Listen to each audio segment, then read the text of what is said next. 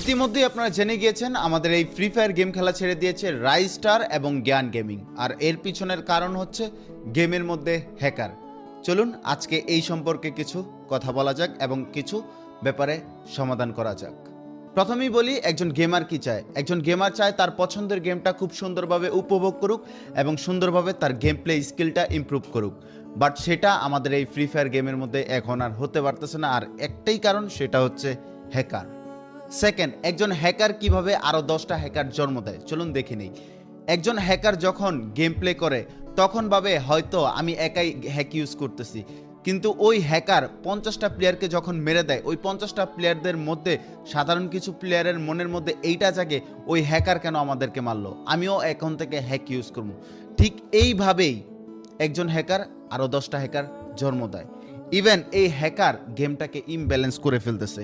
একজন হ্যাকারের কারণে আমাদের এই গেম আজকে ধ্বংসের দিকে। 3, করণীয় কি? করণীয়র কিছু নাই, যদি কিছু করার থাকে শুধুমাত্র হ্যাকাররাই করতে পারবে। প্রিয় ভাই, আপনি একজন হ্যাকার বা হ্যাক ইউজ করে গেম প্লে করতেছেন।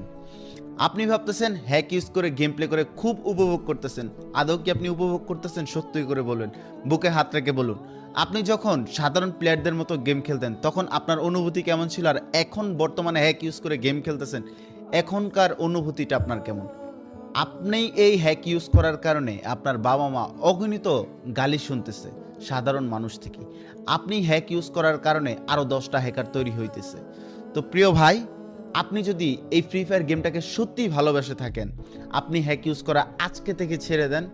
প্রমিস করেন যে আর কখনো এরকমটা করবেন না। হোক আপনি হ্যাক ইউজ করা ছেড়ে দিলেন, হ্যাঁ, আপনি যেই ম্যাচ খেলতে যেতেছেন প্রত্যেকটা ম্যাচে হ্যাকার পড়তেছে, তখন আপনি ফিল করতে পারবেন যে এতদিন আপনি কি পরিমাণ কষ্ট দিতেছিলেন প্রত্যেকটা সাধারণ প্লেয়ারদেরকে।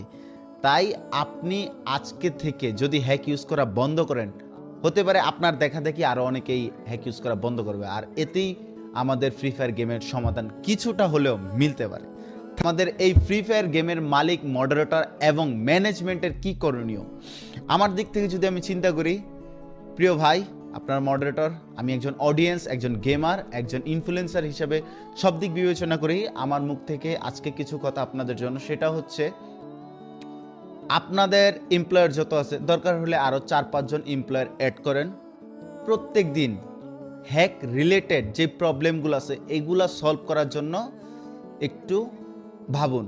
কারণ এই গেমটাকে আমরা ভালোবাসি, আর এই গেমের মাধ্যমে সকল প্রকার বিজনেস, ফাইন্যান্সিয়াল প্রত্যেকটা জিনিস আপনাদের হয়ে থাকে।